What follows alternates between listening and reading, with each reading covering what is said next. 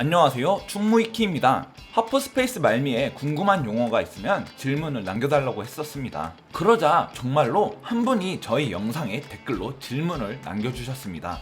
탄압박이 외국에도 있는 용어인가요? 한국에서만 쓰인다고 들었는데 라는 질문이었죠.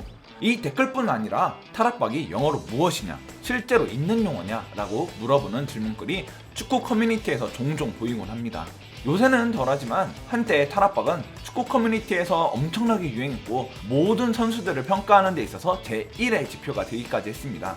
이로 인해 오히려 역풍이 불어 팬들 사이에서 탈압박처럼 지겹다, 다들 너무 탈압박만 따지는 거 아니야? 라는 말이 나올 정도였죠. 그러다 보니 외국에서도 이거 따짐? 탈압박? 한국에만 있는 용어 아님? 이라는 얘기도 심심치 않게 나오고 있죠. 그래서 오늘은 과연 탈압박이 무엇이며 외국에서 어떤 용어로 탈압박을 지칭하는지 살펴보겠습니다. 충무이키 이번 주제는 탈압박, 과연 외국에서도 쓰이는 말인가? 일단 주제에 대한 답은 예스입니다. 외국에서는 여러가지 용어로 탈압박을 지칭하는데 대표적인 용어로는 디스마크와 프레스 레지스턴스 두 가지가 있습니다. 먼저 디스마크는 마크로부터 벗어나다라는 뜻입니다. 그리고 프레스 레지스턴스는 직역하면 압박에 대한 저항이라고 해석할 수 있습니다. 그러면 이 두 용어가 언제 어떻게 대두되었을까요? 먼저 프레스 레지스턴스, 이 용어가 한국에서 쓰이는 탈압박과 1대1로 가장 잘 매칭되는 용어이지 않을까 싶습니다. 이 용어는 구글에서 검색해보면 14년부터 영어권에 등장했습니다. 우리나라도 선수의 탈압박, 팀 단위의 탈압박으로 구분해서 사용하듯이 외국에서도 개인 탈압박, 인디비주얼 프레스 레지스턴스와 팀 단위 탈압박, 콜렉티브 프레스 레지스턴스 이렇게 분리해서 사용하지만 프레스 레지스턴스에 대한 용례를 살펴보면 대부분 한 개인, 특히 미드필더에게 사용하는 경우가 많습니다.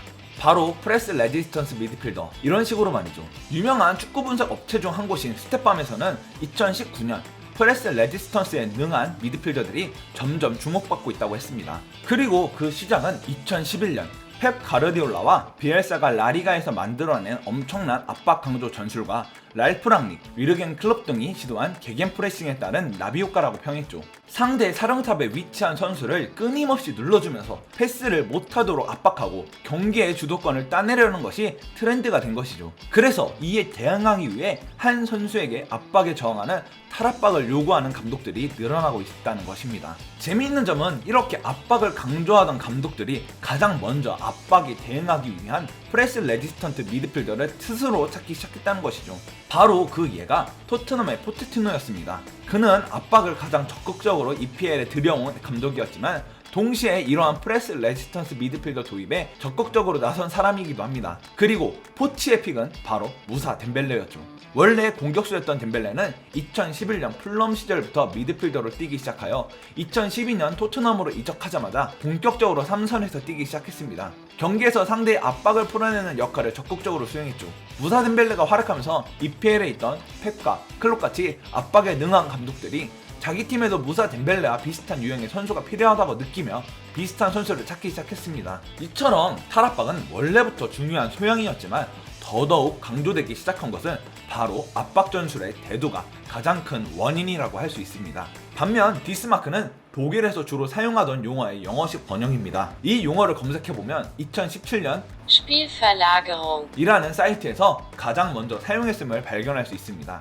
디스마크도 개인의 드리블을 통한 탈압박을 많이 다루기도 하지만 가장 중요시하는 부분은 바로 집단적인 전술을 통한 탈압박입니다. 분데스리가는 집단 개겐 프레싱을 굉장히 강조하던 리그이다 보니 탈압박 역시 팀 단위에서 해결해야 한다는 생각이 강한 리그입니다. Spielverlagerung 그래서 맨마킹을 개개인이 이겨낼 수는 있지만 보통의 압박은 한 명 이상의 선수가 들어간다. 그렇기에 탈압박 역시 2명 이상의 선수를 활용해서 빠져나오는 방법을 단련시켜야 한다고 얘기하고 있죠. 프레스 레지스턴스가 압박을 이겨내는 뜻이라면 디스마크는 압박으로부터 벗어나는 뜻을 담고 있기에 그 차이점을 더 느낄 수 있을 겁니다. 압박을 이겨내기 위해서 직접 몸으로 부딪혀 해결하는 것도, 압박에서 빠져나오는 위치와 움직임 역시 다 탈압박의 의미를 담고 있는 것이니까요. 물론 분데스리가가 아무래도 독일과 동구권 선수가 많다 보니 라리가나 EPL에 비해 개인이 볼을 다루는 테크닉보다 힘을 강조하는 경우가 많아서일 수도 있지만 꽤나 흥미롭고 재미있는 차이점입니다. 아마 질문하셨던 분도 이 정도 내용이면 답변이 되지 않을까 싶습니다. 이처럼 왜곡도 탈압박을 지칭하는 용어들이 있지만 용어 각각이 내포하는 탈압박에 대한 관점이 다르다는 것을 알 수 있어 흥미로웠던 주제였던 것 같습니다. 저희는 계속해서 질문을 받고 있으니 뭐든지 질문해주세요. 이상 충무위키였습니다.